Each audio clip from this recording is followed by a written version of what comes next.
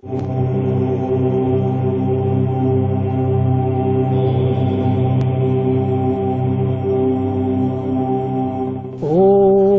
सर्वेषां स्वस्तिर्भवतु। ओम सर्वेषां शान्तिर्भवतु। ओम सर्वेषां पूर्णं भवतु। ओम सर्वेषां मंगलं भवतु। सर्वे भवन्तु सुखिना, सर्वे सन्तु निरामया, सर्वे भद्राणि पश्यन्तु, मा कश्चित् दुःखभाग् भवेत्। ओम तत्सत्। ओम तत्सत्। ओम श्री पातंजलि नमः।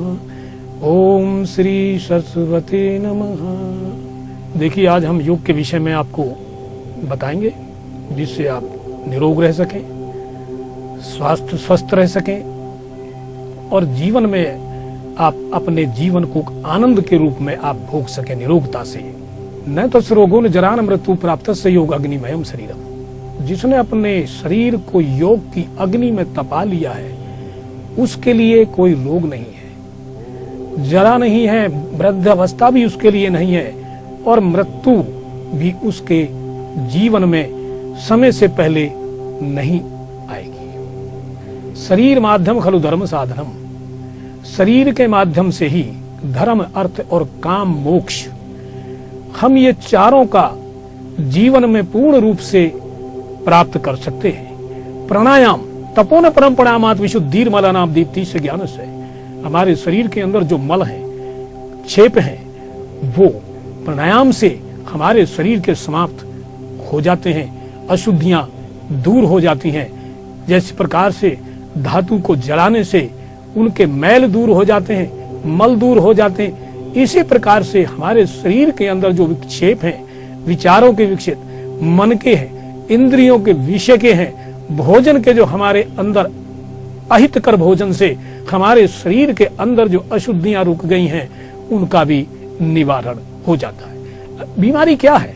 बीमारी है जो विजातीय तत्व हमारे शरीर के अंदर संचित हो जाते हैं, इकट्ठे हो जाते हैं, वो बीमारी का कारण है। टॉक्सिन जो बॉडी के अंदर आ जाती है, वो ही रोग है। योग के द्वारा, प्राणायाम के द्वारा वो समाप्त हो जाता है। मैं आपको एक और बहुत बढ़िया बात बताऊंगा आज। देखिए, डायबिटीज, शुगर की जो बीमारी है, इसको डॉक्टरों ने असाध कह दिया है।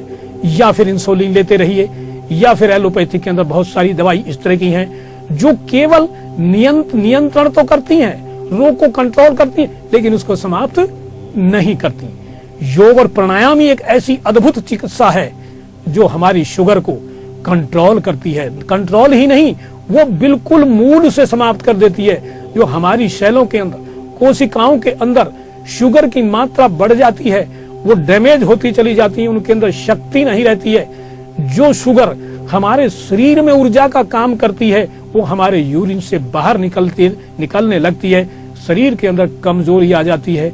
हमारे शरीर के जो ऑर्गन्स हैं, हमारे शरीर को जो सिस्टम को चलाने वाले हैं, लीवर है, पंक्रियाज है, हमारी डुडुनम है, आंतें हैं और गुर्दे हैं। हमारी महत्वपूर्ण चीज गुर्दे हैं।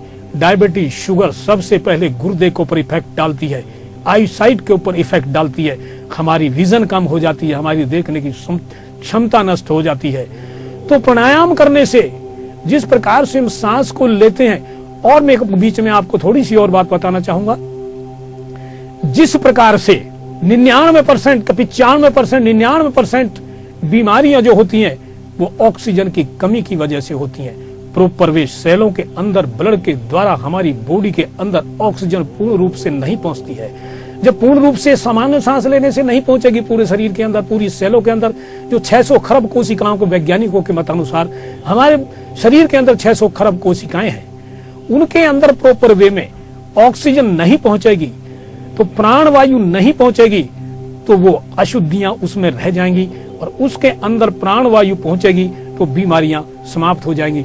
शुगर वो ऊर्जा के रूप में परिवर्तित हो जाएगी। जैसे ग्लूकोज है, बॉडी के अंदर सेलुलोज ग्लूकोज है, वो सेलुलोज में परिवर्तित होता है ग्लाइकोजन में, तो वो हमारी बॉडी में डायरेक्ट वो यूरिन से पास नहीं होगा, उसको वो चेंज कर देगी, उसको वो बदल देगी ऊर्जा के अंदर। जब ऊर्जा के अंदर बदल देगी तो हम बिगर इंसुलिन के भी हमारी शुगर कंट्रोल रहेगी, और धीरे धीरे धीरे जो हमारी पंक्रियाज है, अग्नाशय है, जो इंसुलिन का स्राव करती है, वो एक्टिवेट होने लगेगी, सक्रिय होने लगेगी धीरे धीरे धीरे धीरे धीरे, और हमारी जो शुगर है, हमारी जो डायबिटीज है, वो समाप्त हो जाएगी। इसी प्रकार से इसमें कपालभाति है, भस्त्रिका है, उज्जयी प्राणायाम है, बाह्य कुंभक प्राणायाम है, अभ्यंतर कुंभक प्राणायाम है, नाड़ी शोधन है, जो हमारे शरीर के अंदर नाड़ियां हैं। 72,000 नाड़ी हैं शरीर में, लेकिन हमारी महत्वपूर्ण नाड़ी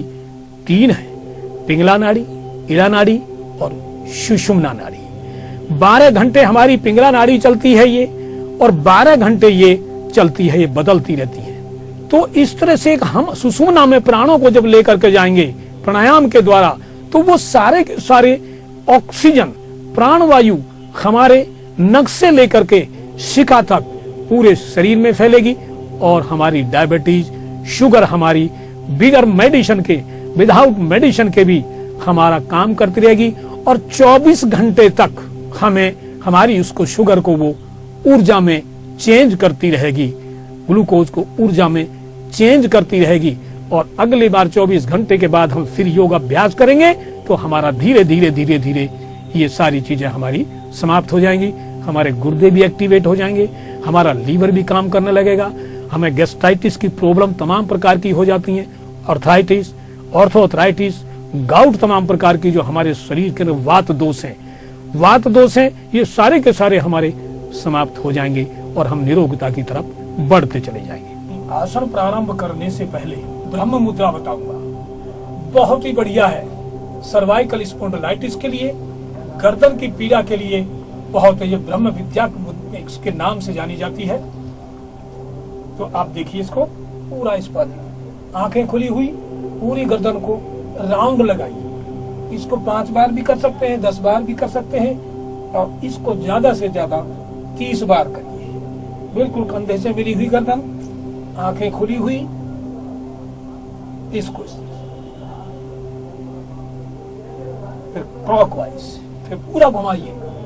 गर्दन के अंदर जो फंसी हुई है वायु दोष है, लचीलापन, रक्त संचार नहीं हो रहा है, पीड़ा होती है, गर्दन घूमती नहीं है, इसके लिए ये बहुत ही महत्वपूर्ण एक्सरसाइज है, इसको करें। दृष्टि के लिए हमारी विजन कम हो जाती है, हमारी आंखों पे चश्मे हट जाते हैं।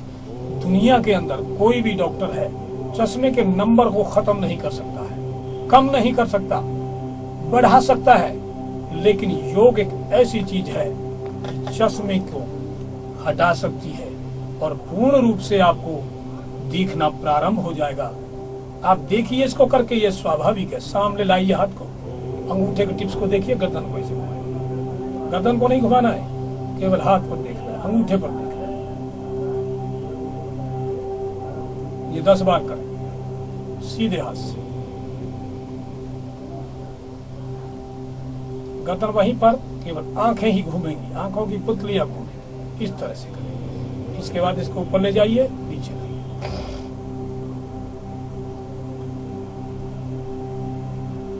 दूसरे हाथ से आंखें ऊपर नीचे पुतलियां जाएंगी, एक मोमेंट आएगा, एक्सरसाइज होगी, और मात्र जो आंखों के अंदर एक्शन नहीं होता है, एक ही जगह रुकता है, इनको भी सामने ले जाइए। देखिए ऐसे, लेफ्ट में देखिए, फिर राइट में देखिए, घुमा के, फिर लेफ्ट में, फिर राइट में।